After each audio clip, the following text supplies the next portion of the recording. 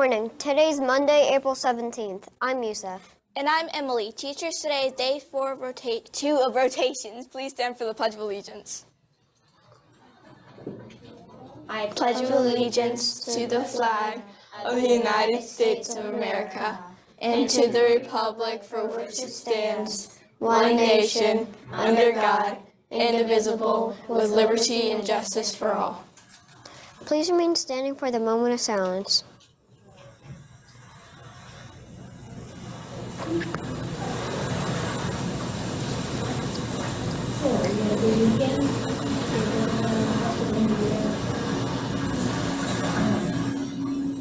Thank you. You may now be seated. We will now hear from Mr. Luciati and our fabulous autism teachers.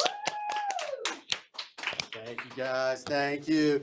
What's up, everybody? Good morning. I'm going to be short and sweet because I want Miss James and Miss Holmes to take over in a second, but I just want to wish you guys a great day. Welcome back and remind you, boys and girls, you make your own choices. You determine the outcome of your day, and you determine how you make other people feel. So I hope that you make the right choice for yourself, everybody else, this whole school, because that's how we're going to get through this together, right? And enjoy our days. So with that said, I hope you guys have a great day, and I'm going to turn it over to Miss James and Miss Holmes. Woo!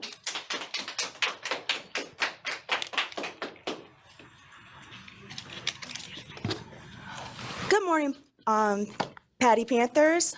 So for this week, remember last week was all about communication. This week is all about coping skills.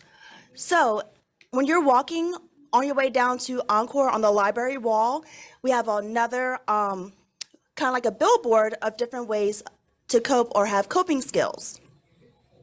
And Ms. Holmes, do you mind reading the questions that we got from first and second grade today?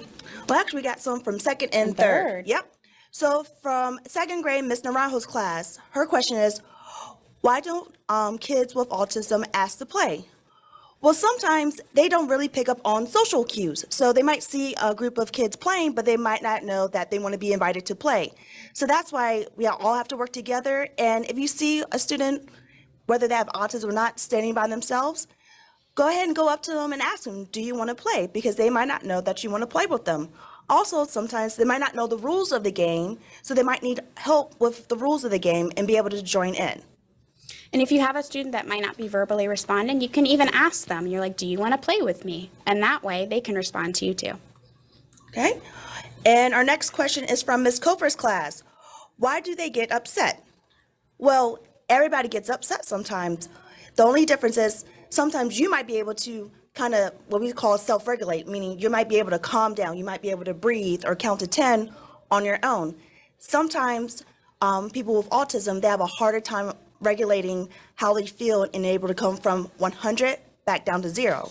And they might have some communication needs too. So that means they might not know how to regulate themselves or verbally tell you why or what's going on as well. So that's why it is very important to be able to have different coping skills. Some people might breathe in, breathe out 3 times. Some people might want to count 1 through 10. Some people might need to take a walk or get a water break. So everybody is different about how they cope with different situations. All right, so again, we'll be back on Friday with some more questions and then also on Wednesday for our element challenge. And remember, together we are Patty Strong.